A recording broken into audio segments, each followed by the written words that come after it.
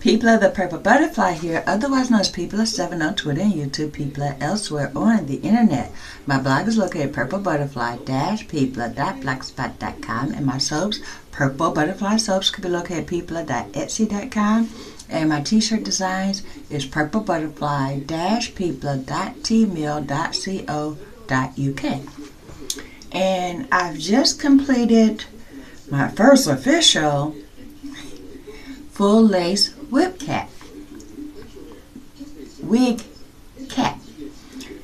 I've made wigs before, but not from completely Swiss lace. I've made lace caps before, but not completely from Swiss lace. Today, I can't say that. Today, I've made a completely 100% Swiss lace wig cap.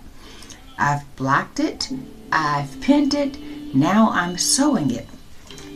And I've also named it. Everybody meet Lacey. Yes, isn't she pretty? But anyway, as you can tell, I'm in the process of sewing my darts. And I wanted to come and talk to you about the thread. Everybody says use an invisible thread or a transparent thread. That doesn't work for me. The transparent or the invisible threads are usually made like a really thin nylon, and it either is hard to work with and feels wiry, or it tangles real easy. Don't know why that is, because when you're using that same thread to sew the wigs, no problem.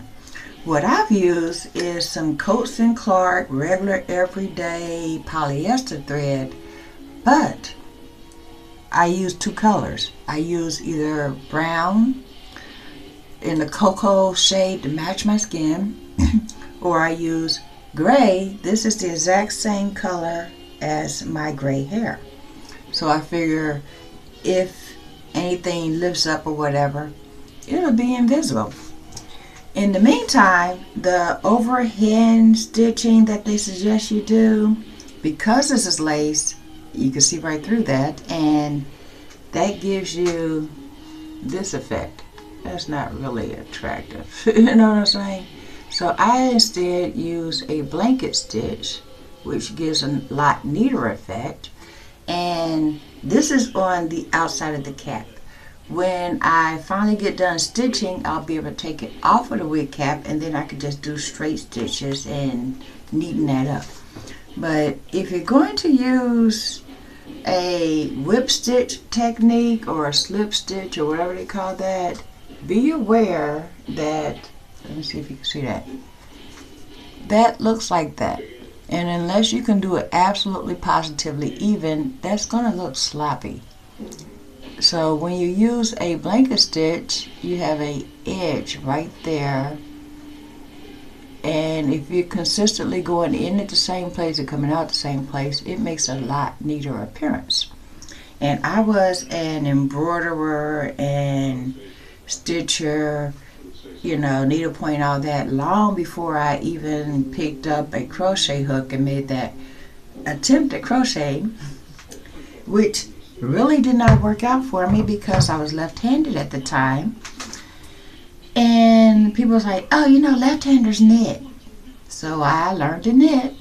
And for 33 years, I was a knitter. I had a knack at it. I could knit 160 stitches in a minute.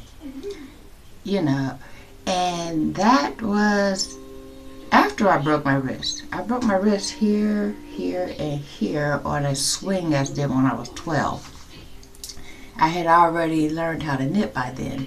And so it took a year to relearn to write because I was left-handed.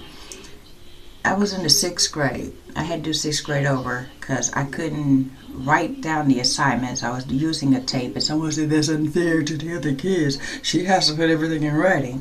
So I had to do that year over. But I now write with this hand, but I could still write with this hand even though they said that would never heal. And when I started knitting, instead of knit a row, turn the work around like a lot of knitters still do, and then knit a row, then turn the work around, I just knit and then knit, and then knit, then knit.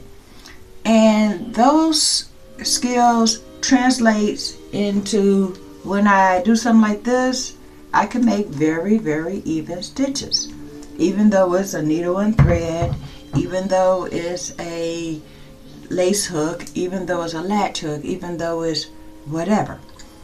So when someone says you can't do that, turn that into a positive some kind of way. Anyway,